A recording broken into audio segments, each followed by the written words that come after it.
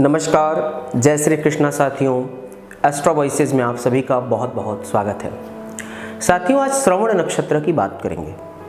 श्रवण नक्षत्र मकर राशि के अंतर्गत आती है और श्रवण नक्षत्र के स्वामी चंद्र देवता होते हैं। मकर राशि के देवता शनि देव होते हैं। अब शनि देव और चंद्र देव के गुणों से युक्त श्रवण नक्षत्र का चरित्र होता है। श्रवण मतलब सुनना। तो श्रवण नक्षत्र के तारों के समूह की जो आकृति बनती है वो कान की तरह, ईयर की तरह बनती है। किसी चीज को ध्यान लगा के सुनना, कान इसका सिंबल होता है। तो श्रवण नक्षत्र के जातकों के जो प्रमुख देवता हैं वो भगवान विष्णु हैं।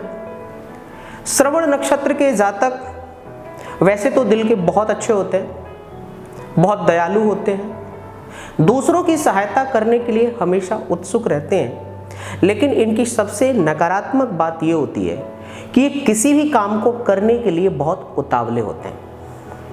जल्दीबाजी में कभी कभी इनके द्वारा लिया गया निर्णय बहुत घातक सिद्ध हो जाता है और बाद में इनको पछतावा होता है। तो ये श्रवण नक्षत्र की सबसे बड़ी कमजोरी है। सबसे मजबूत पक्ष यह है कि ये व्यक्ति दृढ़ संकल्पित होते हैं।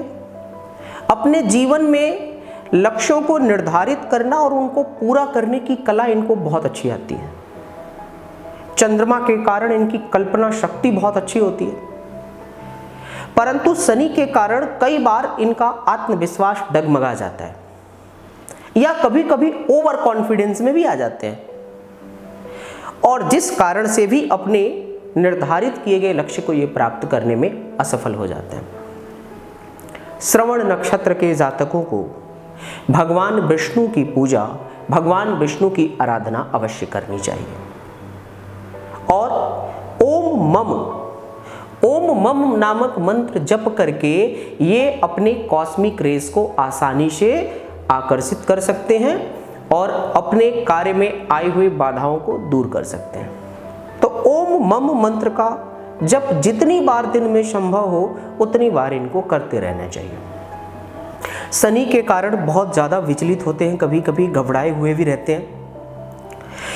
तो इसका सबसे अच्छा उपाय यह है कि इनको शनिवार के दिन सुबह पीपल के पेड़ में जल देना चाहिए या पीपल का पेड़ इनको लगा लेना चाहिए और जैसे जैसे वो पीपल का पेड़ वृद्धि करेगा वैसे वैसे श्रवण नक्षत्र के जातकों के जीवन में भी वृद्धि होगी, क्योंकि शनि देव जो हैं वो इनके जीवन में संतुलित रहने चाहिए। अगर शनि देव संतुलित नहीं है तो इनके कार्यों में बहुत सारी बाधाओं का सामना इनको करना पड़ेगा। इनको शनि मंदिर में शाम को दीपक नहीं जलाना चाहिए कभी। इनको सुबह सूर्य उदय से अगर पहले संभव हो तो बहुत अच्छी बात है, अन्यथा सूर्य उदय के बाद भी चलेगा। इनको पीपल के पेड़ में जल देना चाहिए और केवल शनिवार को ही करना चाहिए, इसके अतिरिक्त नहीं करना चाहिए। तो ओम मम मंत्र और पीपल के पेड़ में प्रातःकाल शनिवार को जल देना चाहिए। अगला बहुत अच्छा इनके लिए होगा अगर ये फीमेल बंदर की तस्वीर अपने कार्य स्थल पर चिपका के रखें और अपने हाथ से बनाएं। सफेद पेज पर नीली स्याही से बंदरिया की तस्वीर बनाएं, फीमेल बंदर की जिसकी गोद में एक बच्चा हो। ऐसी एक तस्वीर बना के अपने हाथ से अपने कार्यस्थल पर चिपकाएं, अपने ऑफिस में चिपकाएं।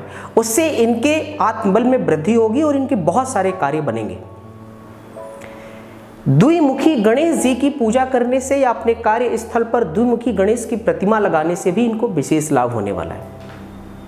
श्रवण नक्षत्र के जातकों को अपने जीवन काल में प्रेम बहुत जल्दी होता है।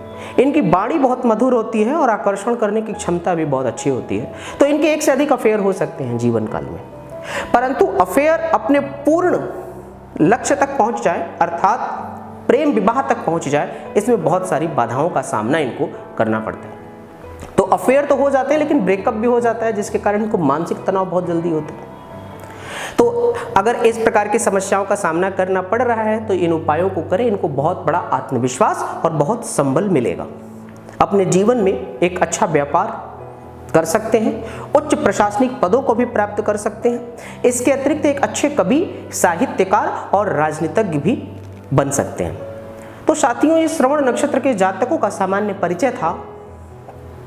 सामान्यतः श्रवण नक्षत्र के जातक ऐसे ऐसे ही होते हैं, और अगर इनके जीवन में किसी भी प्रकार की कोई बाधा उत्पन्न हो रही है तो मेरे द्वारा बताए गए इन उपायों को करें और अपने जीवन में अपनी समृद्धि को आकर्षित करें। तो साथियों, श्रवण नक्षत्र के जातकों के लिए वो जीवन में ढेर सारी खुशियां और समृद्धि को प्राप्त करें, मेरी बहुत बहुत शुभकामनाएं। जय श्री कृष्णा, नमस्कार।